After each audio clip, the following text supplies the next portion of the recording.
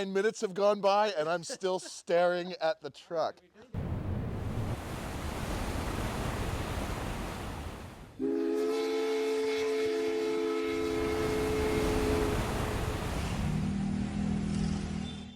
We were chased down the street in your car. We were chased down the street by somebody going, oh my God, oh my God, oh my God.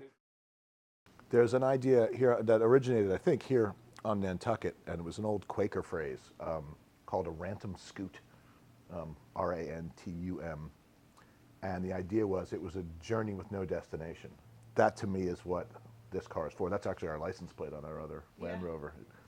The idea of just a destinationless drive, because then you're not thinking about your phone. You're not even thinking about your destination. You know, you're maybe the person in the passenger seat's flipping a coin as you approach a big turn. That you're being there now. It's all about the moment. Listen, you're going to get there eventually. You ready to go? There you go. All right. Hey, we're Ben and Tracy Schwartz. This is our 1966 Land Rover Series IIA. We call her Leia. They say Nantucket is, you're not going to want to use this. They say it's a drinking island with a fishing problem. An 88 Range Rover, had a 95 Defender 90, had a Disco 3, an LR2, and this LR4, and now the one I've wanted since I first found out about Land Rovers, which was the mid-60s Series IIA, which is the greatest. Yeah. It's the greatest. Yes, 66. It's the year my parents got married, the year my wife's parents got married, and it happens to be a great year for Land Rovers. So that's the one I thought about when I first conceived of eventually having one when I was, I don't know, college age, when I was in my early 20s.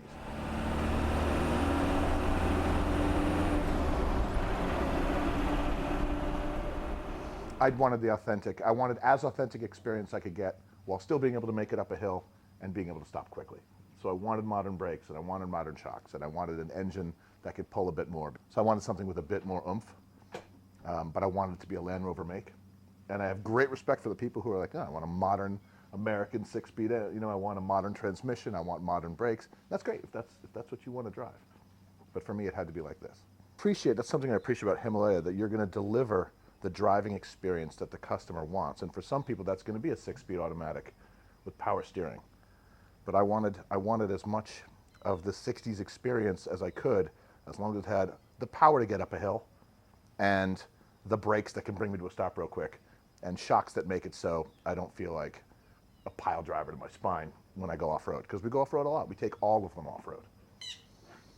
How many Land Rover people in this day and age go off-road? And I think they're missing a huge part of it. And you know, even today, even just going on the sand, like even just going on that, the car is so confident. It's the original confident off-road car. When I found out that the stereo was marine grade, everything inside is marine grade, which is great because it rains a lot here. Like if you don't like how it drives, it's just not the vehicle for you. You have to adapt to this car. Like you sit differently, you drive differently, you have different muscles in your legs. Whether it's the clutch or the gas, you're in a different position, and after a while you forget all about it and you think, oh, I'm not with this tire on the hood, I'm not gonna be able to see. I wouldn't change a thing about it. I wouldn't change a single thing about it. I love that it's quirky and silly and loud, and I can't think of anything I would change about your build. And I've been thinking for hours. It's perfect. We really do. Yeah, someone at a gas station asked me, what is that? Nice Jeep. In my mind, I'm like, what is that? You left out the part where I left the diesel cap in Massachusetts. We didn't figure out till like 20 miles into Rhode Island that we left the diesel cap in another state. Really? I'm used to it being attached. Oh yeah, hell yeah, we went back. Yeah. We had a ferry to make, so we had to put the pedal down. Listen. Right. I follow Himalaya and like 3 of my friends. I don't even think he follows me, so it's fine. I don't. Yeah. I don't follow you. You sent me that reel and it gave me the option to follow you, and I said no. It gets back to driving a piece of automotive history.